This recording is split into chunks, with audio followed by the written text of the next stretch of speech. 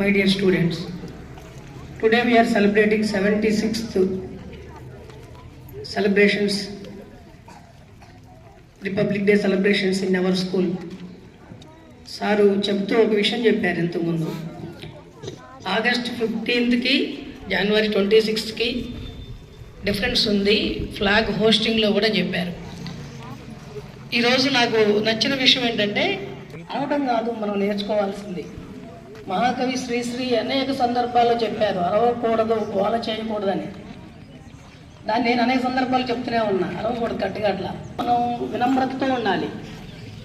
రెండో విషయం ఏంటంటే ఇక్కడ చిన్నపిల్లలు కొంతమంది పోలీస్ యూనిఫామ్లో ఉన్నారు, కొంతమంది లాయర్స్గా ఉన్నారు, కొంతమంది డాక్టర్స్ లేరు. సరేలే, లేకపోయినా కానీ మన న్యాయశాఖ, న్యాయ నిర్మాణ శాఖ, కాలానికి సంబంధించిన అన్ని విషయాల్లో కూడా వాళ్ళు పార్టిసిపేట్ అయి ఉన్నారు. మరి ఈ గణతంత్ర దినోత్సవంలో నేను ఒక విషయం మాత్రమే చెప్పదలుచుకుంటున్నాను.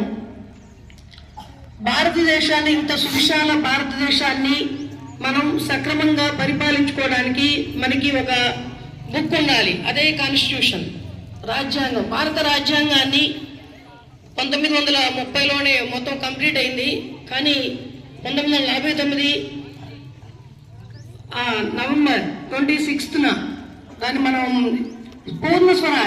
సంపూర్ణ స్వరాజ్గా భావించలేదు. దాన్ని 1950 తర్వాత భారతదేశానికి స్వాతంత్ర్యం వచ్చిన తర్వాత దాన్ని ఈరోజు జనవరి 26వ తారీఖున పూర్ణ స్వరాజ్, సంపూర్ణ స్వాతంత్ర్యం అనేది భారతదేశానికి లభించింది నెహ్రూ గవర్నమెంట్ ఆధ్వర్యంలో. కాబట్టి ప్రియమైన విద్యార్థులారా, మరి ఈరోజు ఇలాంటి గొప్ప పార్కులవన్నీ మనం ఈరోజు 2025 జనవరి 26 తర్వాత మన భారతదేశాన్ని స్వర్ణ భారత్ అందించాల్సిన బాధ్యత విద్యార్థులైన మీ మీదనే ఆధారపడింది. భారతదేశాన్ని స్వర్ణ భారత్గా తయారు చేయాలంటే భారతదేశాన్ని ముఖ్యంగా మంచిగా చదువుకొని పలు రంగాల్లో మీరు అభివృద్ధిని సాధించిన తర్వాత భారతదేశంలో ఎక్కడెక్కడ అవినీతి అక్రమాలు ఏమీ ఉండకూడదు.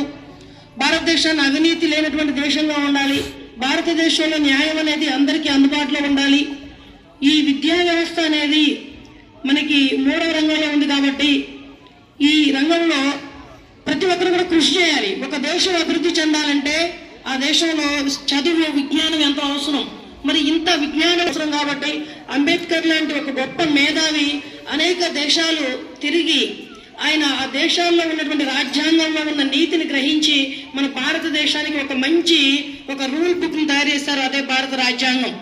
మరి ఆ భారత రాజ్యాంగాన్ని సక్రమంగా ఉపయోగించుకోవాలని న్యాయశాఖ కానీ, కార్యనిర్వాహక శాఖ కానీ ఇవన్నీ కూడా సక్రమంగా పనిచేసి భారత